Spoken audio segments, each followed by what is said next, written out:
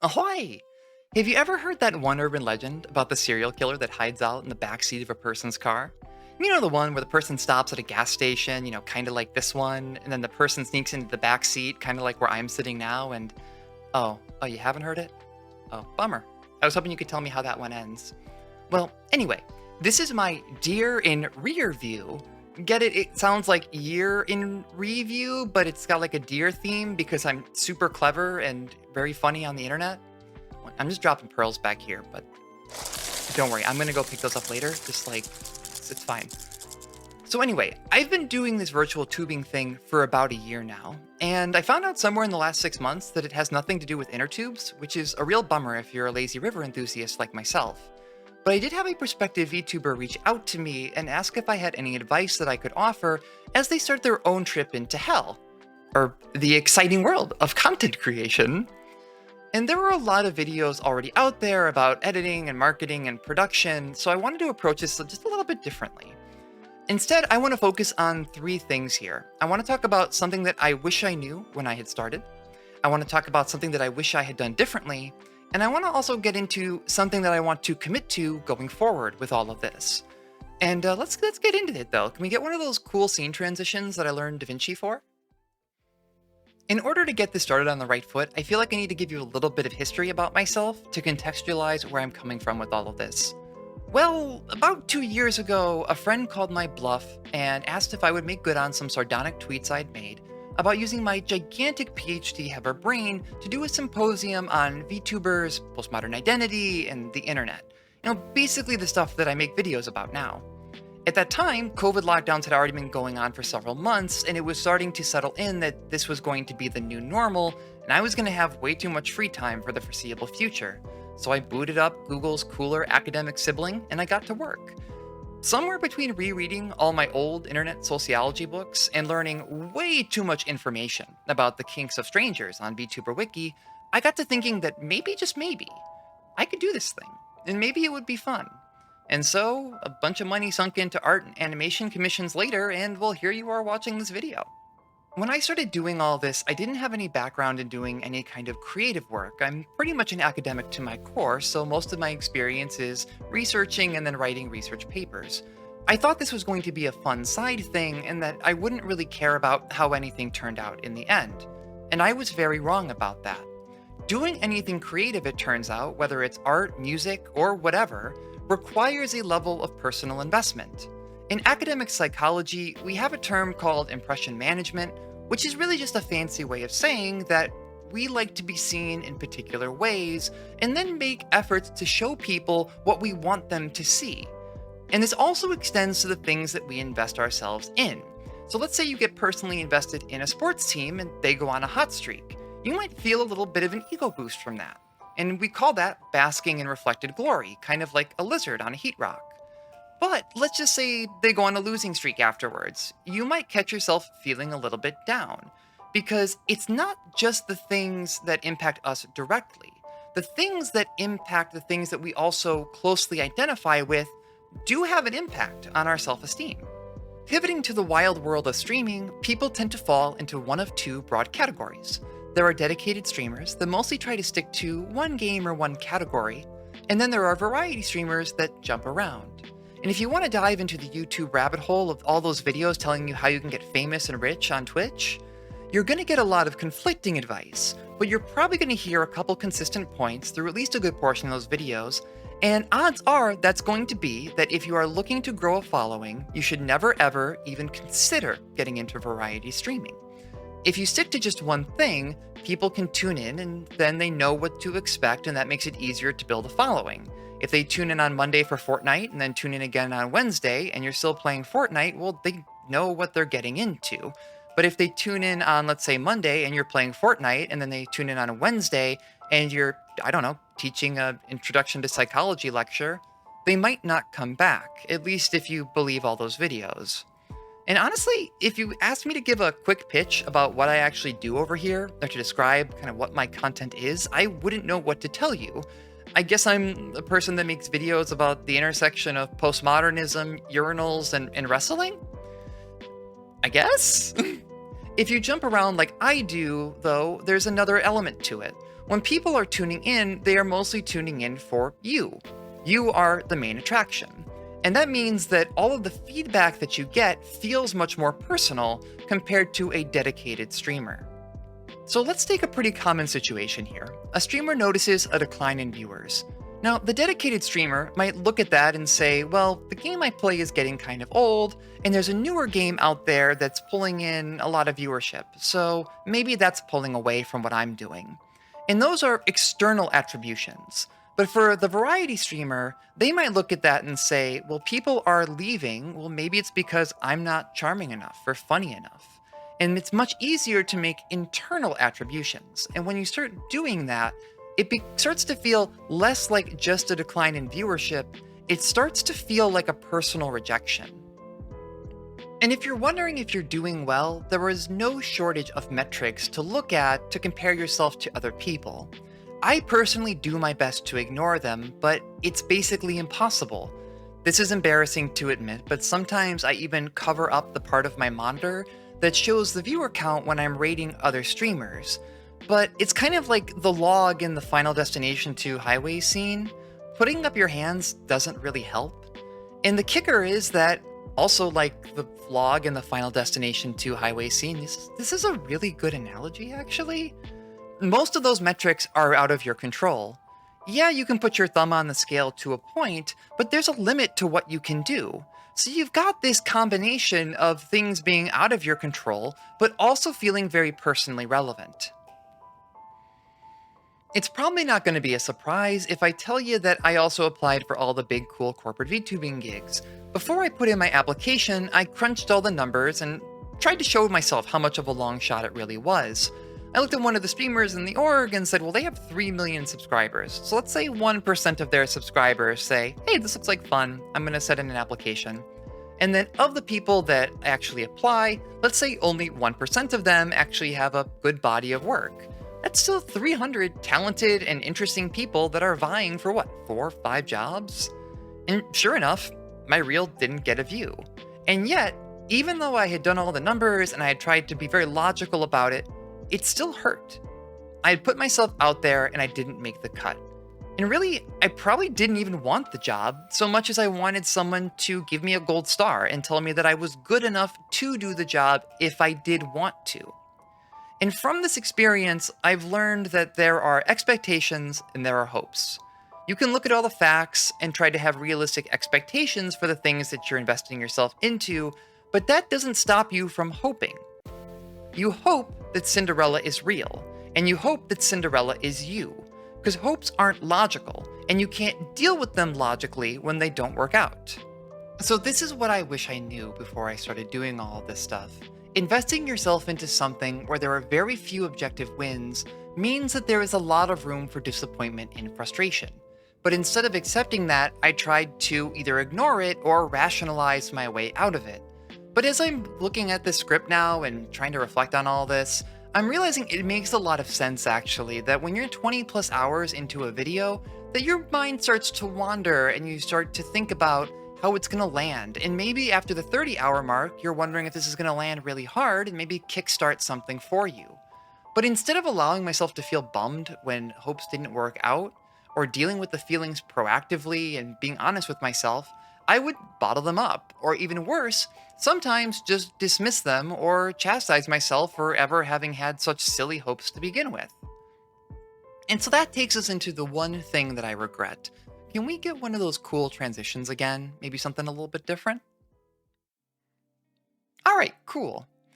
Well, what do I actually regret? Well, I'm going to spoil it for you a little bit. It's not any of the times that I went live and forgot to unmute my microphone, or all the times that channel point rewards didn't work while I was streaming. Honestly, I barely remember any of those times individually, but I do very clearly remember the times that I coped with negative feelings with self-deprecation. And I hope I'm saying that right, because I showed my girlfriend the script and she told me that I was saying it wrong. So, if I did, please forgive me and pretend that I said the right thing. You see, people make jokes at their own expense all the time. Before I became a world-famous content czar, I was a university professor, and and making jokes about myself was a way of trying to break the ice with a new class so that I would seem approachable when students had questions later in the semester. It comes back to that impression management piece that we were talking about earlier. But being humble is not the same thing as self deprecation. Humility is coming from a place of realistically dealing with the situation at hand. Making a joke about how I forgot to drop the screen before turning on the projector, and then saying something like, oh wow, I guess I should have had my coffee this morning, is, well, one, not funny, but it's more about just making a realistic joke about the situation as it's unfolded. And you might have heard the term toxic positivity before. I've seen it used a number of times in different settings, but what's interesting is that that doesn't show up in the academic literature at all. So it's kind of an interesting point of this popping up in common usage before it's actually moved over into research. But it's important to define things, so I am going to go ahead and say that toxic positivity is dismissing negative emotions and responding to negative feelings with false reassurances. Basically, it's the live, laugh, love approach to emotional regulation. It's the good vibes only way of disconnecting from reality, and instead of actually dealing with things as they are, making up a way that you want them to be. And self-deprecation has a lot more in common with toxic positivity than humility. But instead of being unrealistically positive and avoiding negativity, self-deprecation unrealistically focuses on that negativity, and in some cases adds additional negativity or creates negativity where it otherwise does not exist. And self-deprecation can be sneaky. Maybe you're feeling just a little bit negative about yourself, and so you say something about it. And maybe it's even a joke. I mean, whomst amongst us has not heard a streamer say, well, I guess I'm just a semi-pro streamer after all, after a minor technical issue? It's very easy to do. Well, back in grad school, I actually did a study looking at humor. And so we gave people a set of really unfunny jokes at the expense of different groups. And people found those jokes funnier to the extent that they had a negative opinion of those groups. So the humor was a way of expressing a real attitude. And I think that comes back to that kind of joke about being a semi-pro as well. At the end of the day, the joke is a way to just safely express a negative opinion. And maybe it's just a nudge, but expressing that negativity, especially a disproportionate amount of negativity, can loop back around and drop your opinion of yourself a little bit lower. And the next time around, maybe the thing you express is a little bit more negative, a little bit less grounded. And it's a shitty spiral to be in, and very easy to get caught in one if you aren't trying to get ahead of the game on it. And trust me, I'm speaking from experience. After a few months of doing the VTubing thing and failing to achieve what I had thought were realistic expectations at the time, I was starting to feel like I did not belong and I was totally out of my element. And gradually, my negative feelings started to snowball. And sometimes I would let something slip, either while streaming or in a video, and I'd make a joke at my own expense or say something negative about myself. And at the time, I would tell myself that I was just trying to be humble. I was trying to push back against the trends of toxic positivity in streaming and all that. And no, I was not keeping it real like a 90s kid. I was hecking up. It got easier eventually to say negative things about myself than positive things. And in a mercifully deleted VOD, I bottomed out and said some pretty incredibly cruel things about myself. It went something to the effect of, gosh, I just suck at this. I can't do anything right. Why is anybody even watching me? This is a huge waste of your time. It's a huge waste of my time. I wasted so much money on this model, and I should just give this model away to somebody else that's cuter and funnier and maybe has a more conventionally feminine voice. Gosh, I'm such a failure, and so on and so on and so on. And the thing is that there were people watching. And those people were watching because they wanted to be there. And then here I was, like an asshole, telling them that they had bad taste for enjoying spending time with me. And of all the things that I've done on stream, like drawing a dick on Mars, getting very drunk during karaoke, eating a hot pepper, and drinking pilk, that's the only thing I'm really embarrassed about. It's a weird thing to look back on, and I can trace the steps and I can understand how I got there, but I feel like I'm looking at a different person. But as happy as I am to have made that progress, there are some things that I want to commit to going forward. Doing creative stuff might mean putting a piece of yourself into the things you make, and that personal investment can either help or hurt your self esteem. And honestly, I'm very proud of the stuff that I've been making lately. I think it's stuff that I would even watch if I hadn't made it, which is probably the gold standard that everyone should strive for in content. But I have noticed something over the last couple of projects.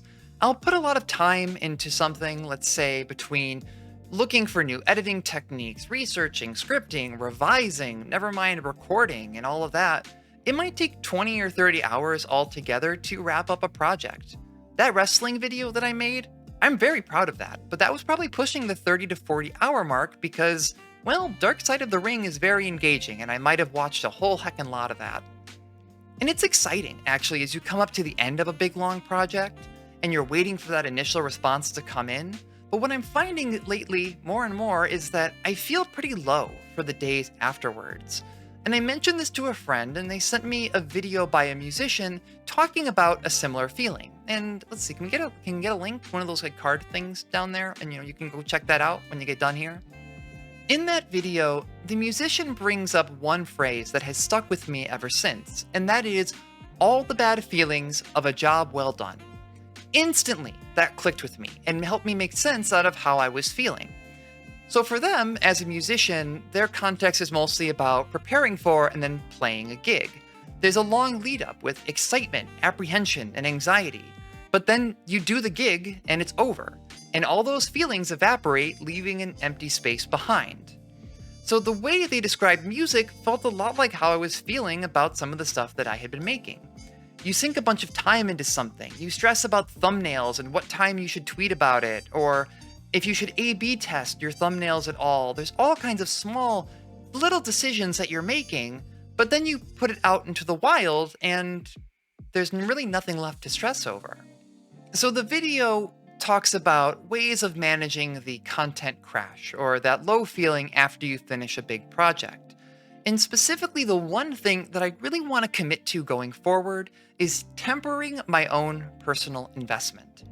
It's probably impossible to be totally detached from something creative, but you can control how big of a piece of yourself you're putting into something. And by staying aware of the amount of emotional energy that you're sinking into something, you can be proactive and dial it back if need be. If you're taking things personally or finding yourself getting caught into a little bit of a deprecation is the word, spiral, you can pull back before it gets too bad. And when I started out, I didn't know to be checking in with myself and to be keeping tabs on all of that, and it took me to a very weird place. And if there is anything that I've learned in a year of doing this, it's that content can be hell. And so it's worth taking the steps to not make it any harder than it has to be. And also making sure to take time to be nice to yourself. All right, well, that wraps that up. Can we get one more of those transitions just to like bring it all back home? All right, cool. So that's what I've got for this one. And this video was a little self-indulgent, in my opinion, but it was still fun to take time to look back on the last year and see where I was and where I am now. And I feel like I'm like 100 billion% more proficient as a creator than I was back then, so it's a nice little ego boost. And I might not be a super fancy, famous influencer, but honestly, I don't want to be. And all in all, I've been very lucky. I've made some really cool stuff. I mean, let's just think about it. Let me list some stuff off the top of my head. I did that whole symposium thing on how to do nothing. I've made some really fun clips. I've done Columbo impressions. I taught a whole ass college course on YouTube, which you can check out and take an entire intro psychology course from me. I've raised thousands of dollars for charity. I've met all kinds of incredible people and been inspired by them. I'm a live 2D animator now, and honestly, pretty good at it. Like, that's just the top of my head, and I've got a lot of things to be proud of. And I wish I could send all that back to myself in those difficult months and say, hey, it's going to be okay. Eventually, you're going to have a Discord full of people that hang out and watch Columbo with you. And that's, honestly, what more could anybody ask for in life? So if this is the end of year one, I'm excited to see where things could go in a year 2 or 3 or 4 or however long this stays being fun. But for now, this is what I got. So take care of yourselves and take care of the people around you. Be well.